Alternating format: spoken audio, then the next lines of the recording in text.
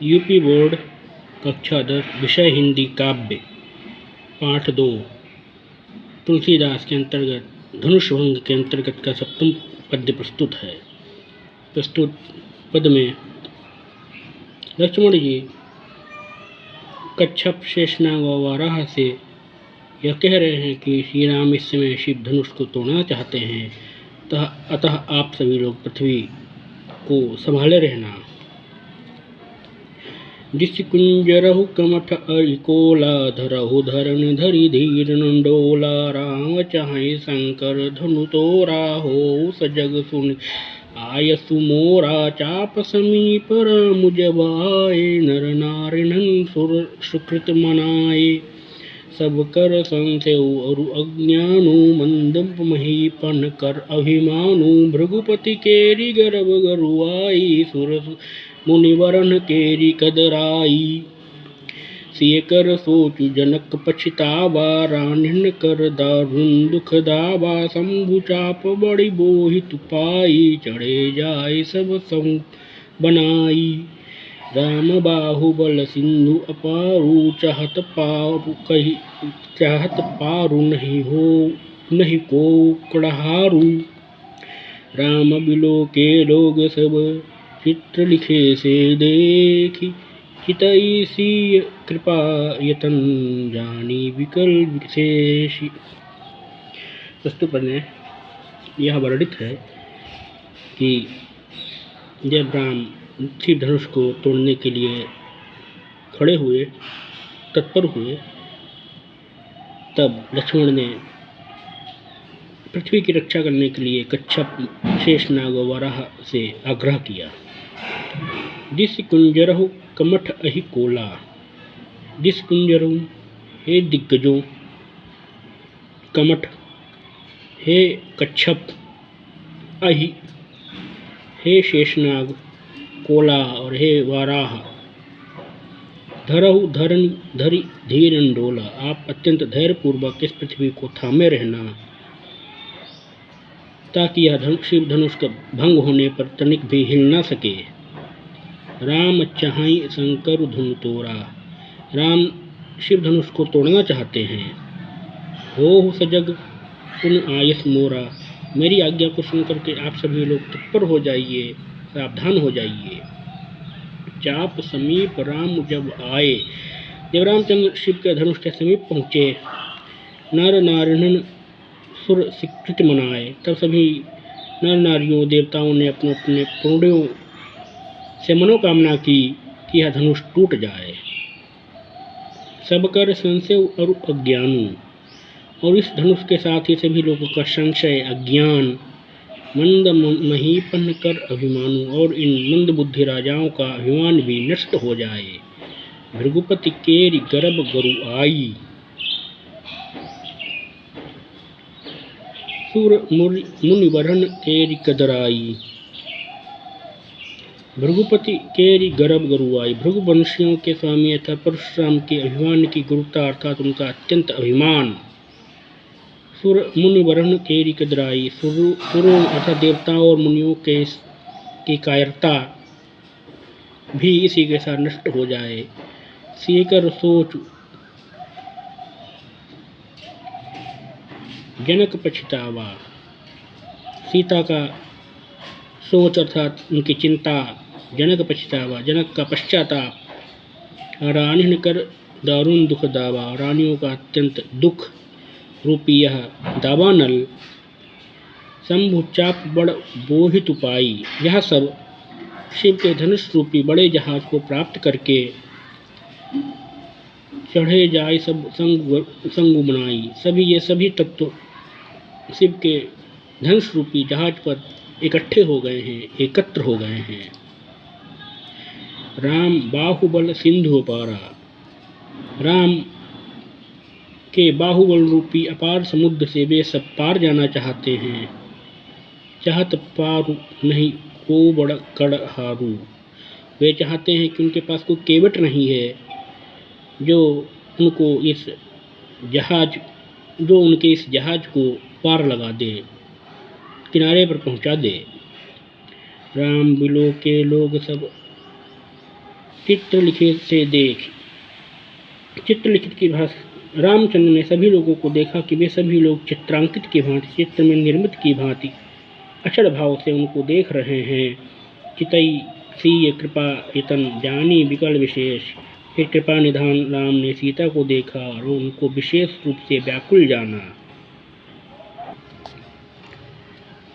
प्रस्तुत अष्टम पद्यांश में राम ने सीता सहित सभी लोगों को व्याकुल देख करके यह समझ लिया कि अब धनुष भंग करने का सही समय आ गया है। देखी विपुल विकल वे देहि निमिष विहात कल्प समतेहि त्रिशत बारी बिनु तो तनु त्यागा मुए करे का सुधा तड़ागा। का वर्षा जब किसी सुखाने समय चूकी पुनिका पछिताने अस जिय जानी जान की देखी प्रभु पुल के लखी प्रीति विशेखी। गुरहि प्रणाम मन ही मन कीन्हा अति लाघव उठाई धनु लीन्हा। दमकेउ दामिनी जिम जब लययु पुनि नभ धनु मंडल समभययु। लेत चढ़ावत खैचट गाढ़े काहुन लखा देख सब ठाढ़े। तही क्षण राम मध्य धनु तोरा भरे भुवन धुनि घोर कठोरा। प्रस्तुत पद में वर्णित है कि जब राम ने सीता को अत्यंत व्याकुल देखा तो उन्होंने सोचा कि अब धनुष भंग करने का सही समय आ गया है, और यह सोचकर उन्होंने क्षण मात्र में ही धनुष को तोड़ डाला। और धनुष भंग होने पर संसार की क्या स्थिति हुई उसी का वर्णन इस पद्यांश पद में है। देखी विकुल विकल वे देहि। राम ने सीता को अत्यंत व्याकुल देखा। निमिष विहात कल्प समतेहि। और एक निमिष की अवधि भी कल्प के समान व्यतीत हो रही थी। त्रिशित वार बिनु जो तनु त्यागा। उन्होंने सोचा कि मुझे धनुष भंग करने में विलंब नहीं करना चाहिए, तो यदि प्यासा व्यक्ति पानी पिए बिना ही मर जाए, मुँहे करई का सुधा तड़ागा, तो उसको अमृत के सरोवर से क्या लाभ होगा। का वर्षा जब कृषि सुखाने। कृषि सूख जाने पर वर्षा होने का क्या लाभ है, कोई लाभ नहीं है। समय चूक पुनिका पछताने, और उचित समय निकल जाने पर पश्चाताप करने से भी कोई लाभ नहीं। अस जिए जानी जानकी देखी। इस प्रकार से विचार करके उन्होंने जानकी को देखा। प्रभु पुल के लखी प्रीति विशेखी। और स्वयं के प्रति सीता के प्रेम को जान करके राम अत्यंत पुलकित हो गए, हर्षित हो गए। गुरु ही प्रणाम मन ही मन कीन्हा। उन्होंने मन ही मन अपने गुरुदेव को प्रणाम किया। अति लाघव उठाए धनु लीन्हा। और अत्यंत शीघ्रता से धनुष को उठा लिया। दमकेउ दामिनी जिम जब लययु। और उस समय वह धनुष विद्युत के समान चमका। पुनिनभम धनु मंडल समभयु। और आकाश में मंडलाकार हो गया, गोलाकार हो गया। लेत चढ़ावत खैंचत गाढ़े। राम ने उस धनु को लेकर के इतनी शीघ्रता से उसकी प्रत्यंचा चढ़ाई। काहुन लखा देख सब ठाणे, कि वहाँ पर उपस्थित लोग उसे देख भी नहीं सके। राम ने इतनी फुर्ती से, इतनी शीघ्रता से धनुष उठा करके उसकी प्रत्यंचा चढ़ा दी कि लोग मानो देख भी नहीं पाए। तेही क्षण राम मध्य धनु तोरा। और क्षणमात्र में ही राम ने धनुष को तोड़ डाला। भरे भुवन धुनि घोर कठोरा। और इससे संपूर्ण भुवन में, संपूर्ण जगत में अत्यंत कठोर, अत्यंत भयंकर नाद उत्पन्न हो गया, स्वर उत्पन्न हो गया। उस धनुष को तोड़ने की अत्यंत कठोर ध्वनि संपूर्ण जगत में व्याप्त हो गई। नवम पद्य प्रस्तुत है, जिसमें शिव का धनुष भंग होने के पश्चात उत्पन्न होने वाले परिवर्तन का प्रभाव का वर्णन है। भरे भुवन घोर कठोर रब रवि बाजी तज मारगु चले। चिक्रहि दिग्गज डोल मही अहि कोल कूरुम कलमले। सुर असुर मुनि कर कान्ह दीने सकल विकल विचारहि। कोदंड खंडेव राम तुलसी जयति बचन चारही। इसके पद में वर्णन है कि भरे भुवन घोर कठोर। जैसे ही श्री राम ने शिव धनुष को तोड़ा, संपूर्ण भूमंडल में घनघोर शब्द व्याप्त हो गया। रविवाज तज मारू चले, और इससे व्याकुल होकर के सूर्य के रथ के अश्व भी अपने मार्ग को त्याग करके भाग चले, अस्त व्यस्त होकर के इधर उधर भागने लगे। चिक्करहि दिग्गज डोल, दिग्गज अर्थात दिशाओं के हाथी चिंगाड़ने लगे।